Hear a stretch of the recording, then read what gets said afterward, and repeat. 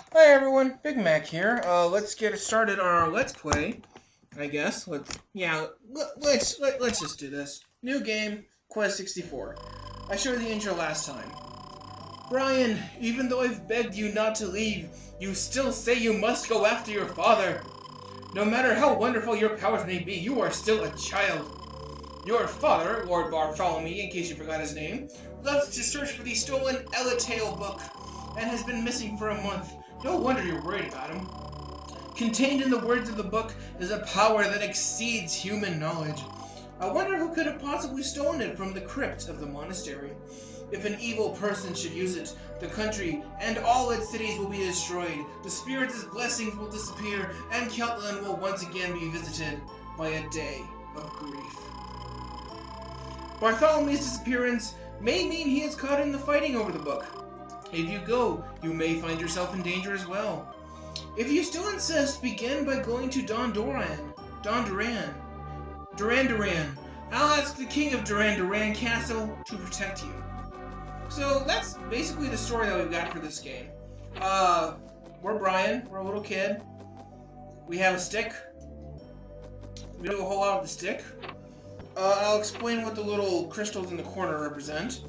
But for now, basically, we are stuck in the Melrode, the Melrode Monastery, and we need to get our way out. So, I've got to give it to the Grand Abbot. I mean, this place has no elevators, you know, so he's got to get all the way up there. Oh, hi, lady. What do you have to say? As you get close to a hidden spirit, you will see a sign. Press the Z button. The mark of its 4 spirits will appear. Press the C button to choose which of the spirits you wish to increase. You will need as much help from these spirits as you can. I will explain this stuff in myself. I'm not gonna go through and read everybody's text, but that is one thing that I did appreciate with this game is that, you know, every character had a name, and every character that you meet had something to say. Might not necessarily been anything useful, but you know, it's still something. So a couple basic controls: you move around with the analog stick. We basically just walk up to doors. Hello, person. Brian, the wooden scepter you carry and the magic spells you acquire throughout your journey are your only means of defending yourself against encounters with the enemy. What do you think, buddy?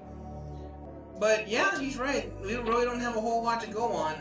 And I'm pretty sure the rest of these rooms are empty. I mean, these are meant to be the bedrooms of the different people at the monastery, so can't really do a whole lot about that. I can only assume one of these is my own bedroom, but heck if I know which one it is. But anyway, so yeah, we're Brian. We have a Quail Man thing going on. And basically, yeah, we're just exploring the monastery before we head out onto our real adventure. So this should be the last room, and again, there's nothing in here.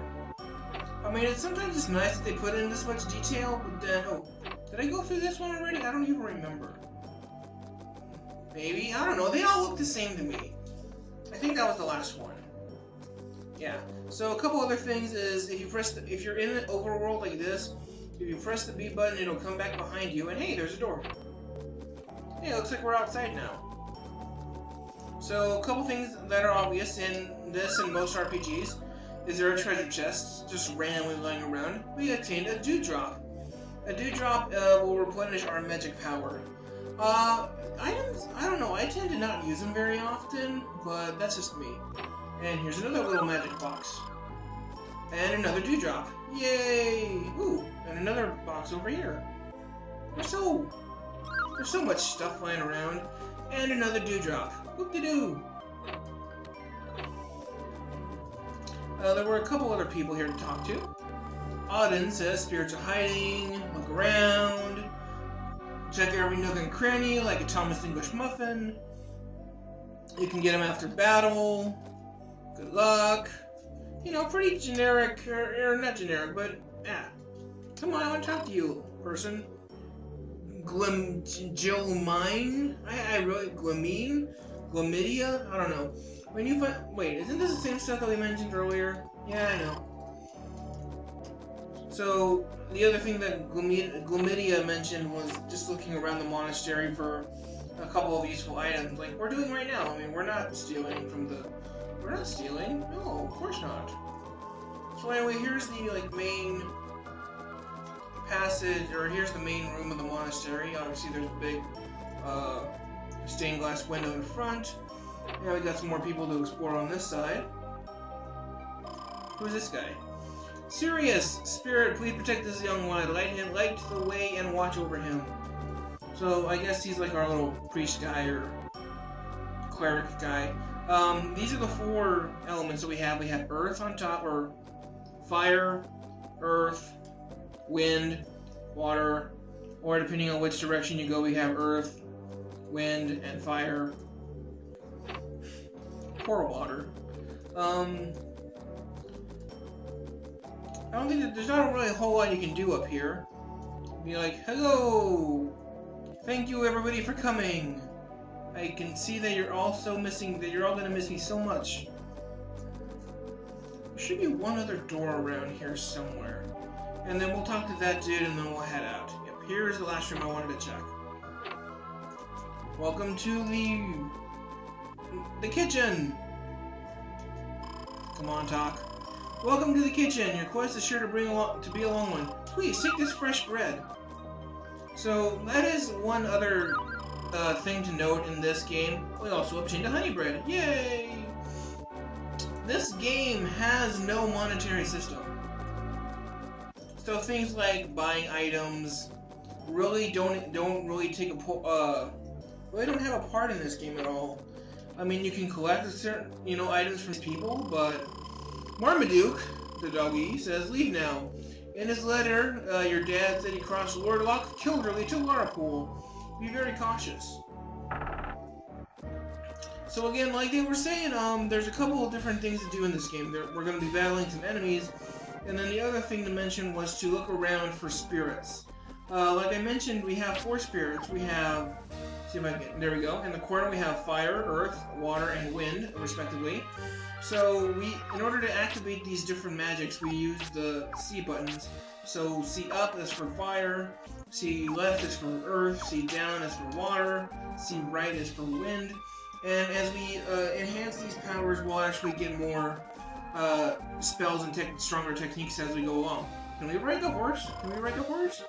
Nay. Fine! But hey, it's for horses, and hey, there's a spirit in here. Let me try and adjust the camera angle so you can see it.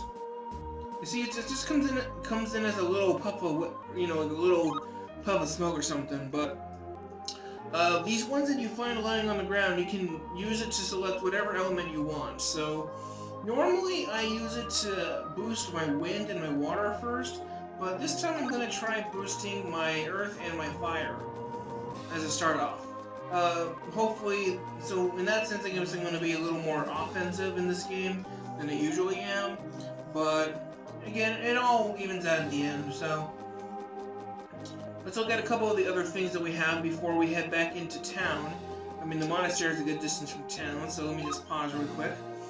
We have our basic stats, we have our HP, our magic points, our defense, and our agility. Notice that we gain experience and agility just by running around. Hooray! Exercise!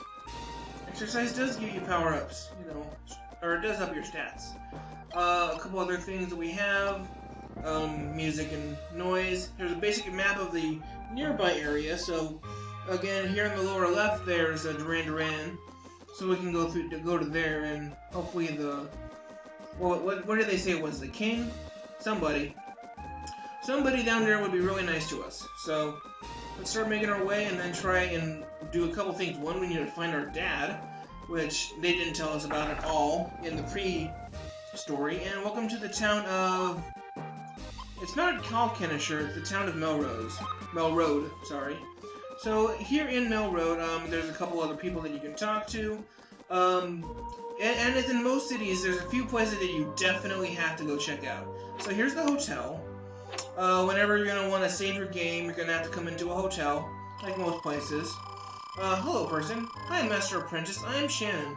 I've been traveling hither and yon, all over Keltland.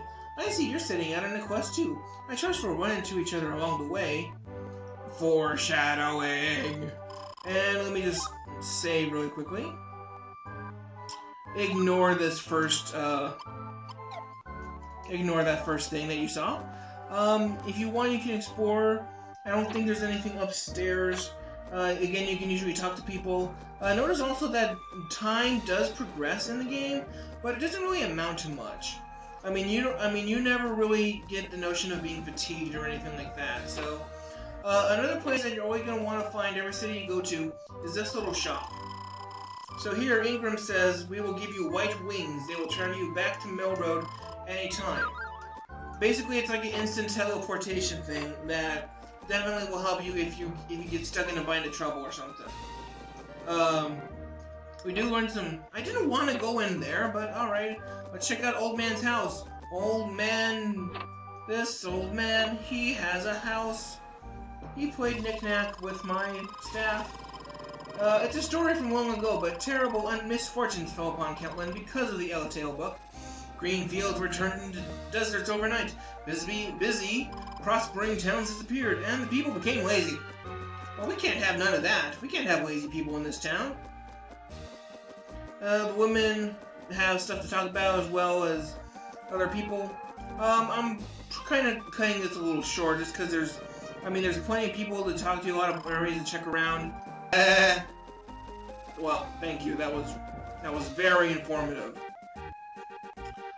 Let's go inside the shepherd's shack really quickly. And hey, hopefully he won't mind us borrowing this. Fresh bread. You can check your inventory by pressing R, and then you can cycle through them. Like I mentioned, the wings will warp us instantly back to Melrode in case we're ever too weak or forever too tired and we're out in the overworld. So, there's also, you can also get a nice view of this. Whoa! Well, I was gonna say you could get a nice view of the city from here, but hey, there's a spirit. So let's try upping up our fire, and each element you can up to a level of 50.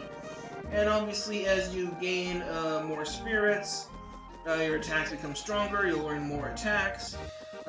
Some will attack multiple enemies. Some will have lingering effects. Some will, raise or lower yours or enemies' stats. All different kinds of good stuff that you would expect in an RPG.